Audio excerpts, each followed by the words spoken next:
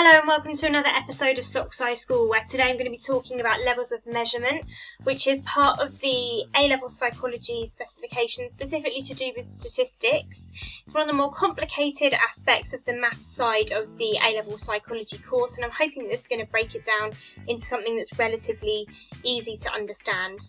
In terms of the spec, it requires you to understand what levels of measurement are, specifically nominal, ordinal and interval. And once you've done this, you'll be able to apply your understanding of those types of data to help you calculate the inferential tests, such as the sign test, Mann-Whitney U, etc.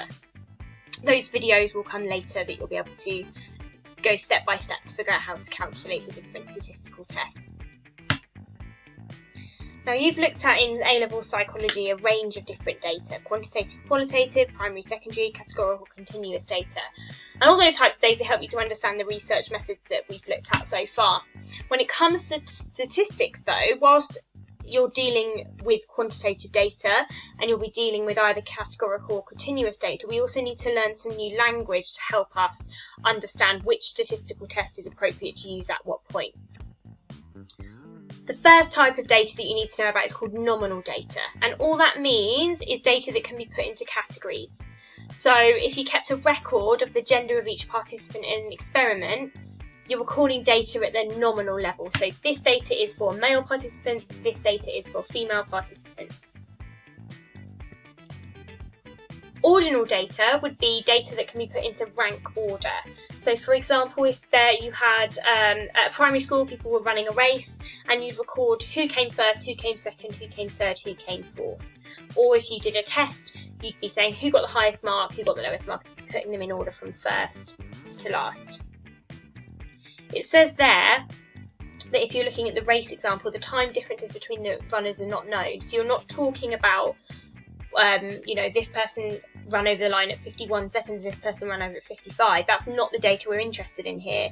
We're interested in the who came first, who came second, who came third, who came fourth. Because we're looking at time difference, that's looking at something else. Then you have interval and ratio data, which is data that's measured on equal interval scales. And what that means is that the gaps between the different pieces of data actually mean something. And we often refer to this as having a true zero, or a scale that is universally recognised.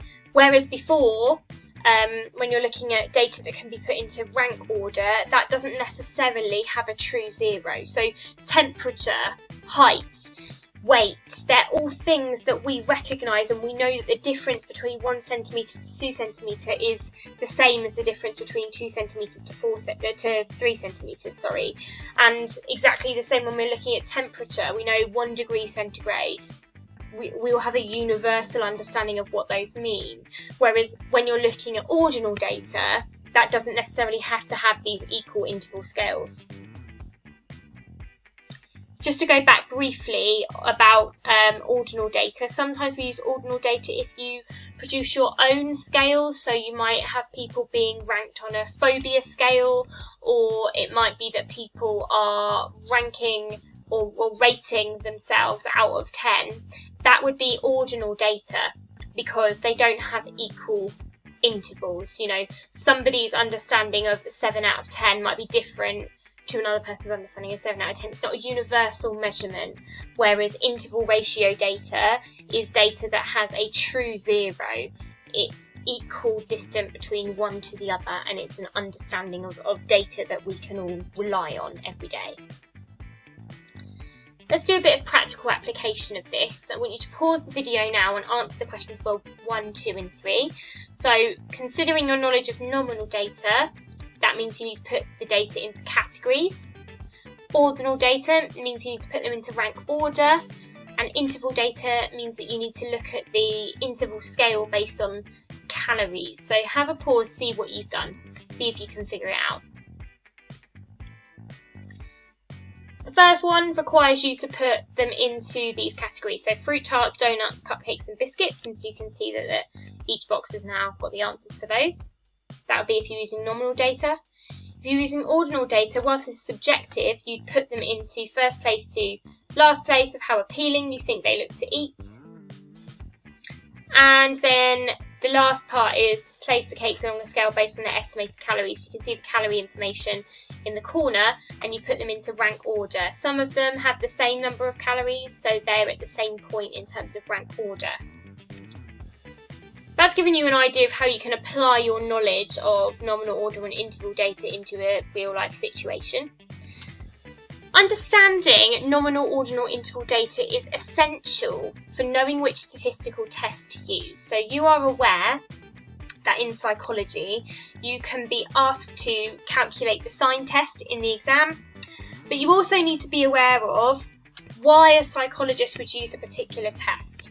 Now, the first question you ask yourself is, am I looking for data to show me a difference or a correlation? And that helps you to identify, is the statistical test in this column or is the statistical test in this column? The second question you ask yourself is the data related or unrelated? So is it related in that it's matched pairs or repeated measures, or are they completely separate groups? And that helps you to indicate which stats column you're looking at. But the thing that really narrows it down is, what is the level of data? Is it nominal? And if it is, you're going to be using one of those tests. If it's ordinal, you're going to be using one of those tests. And if it's interval, you're going to be using one of those tests. There'll be a whole other podcast episode to talk you through how to use this table in relation to the statistical tests. But here's a little rhyme that helps you to remember the order that goes in. So as long as you remember it goes nominal, ordinal, interval, and you then remember independent groups, repeated measures, matched pairs, correlation, you should then be able to fill in the gaps using this phrase. Carrots should come, chi-squared, sign test, chi-squared. Mashed with Swede, Man Whitney U, Wilcoxon, Spearman's, under roast potatoes, unrelated tea, related tea, Pearson's. And that should help you to remember the order of that table. Have a go at having a look at these different categories and these different scenarios and try and indicate which of those is nominal, which of those is ordinal, and which of those is interval. So it's the sort of style of question you would expect to see in the exam.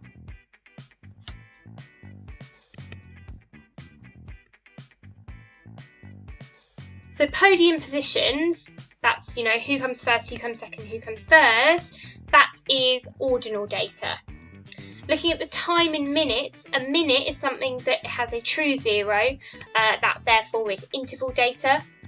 Bandura's study that looks at aggressive behaviour and non-aggressive behaviour, their categories, that is nominal data. Estimating how participants are feeling using a scale to measure happiness, whilst that has a scale, it's not a scale with a true zero because everybody's understanding of happiness is more subjective. So that is ordinal data. You could put people's scores in order. And then this again is an example of ordinal data as people are putting their phobic scores on a 19-point scale. The exam questions for this tend to be involved and rolled up in the statistical test questions, so it's quite hard to identify questions that only look at levels of measurement. So I haven't got any example exam questions at this point, but do continue to watch the further videos on statistical tests that will show you some examples of exam questions. What I recommend you do is now spend some time looking at the different statistical tests, reminding yourself that really the only one you have to know is the sign test from start to finish. The others you just need to know what sort of data and how to find out certain aspects, but they give a lot of the information and the calculation to you in the exam. It's time to take your learning to the next level. This stuff isn't straightforward, but you will get there eventually. Thanks for watching. I hope that's cleared up any questions you have about the level of measurement. Bye.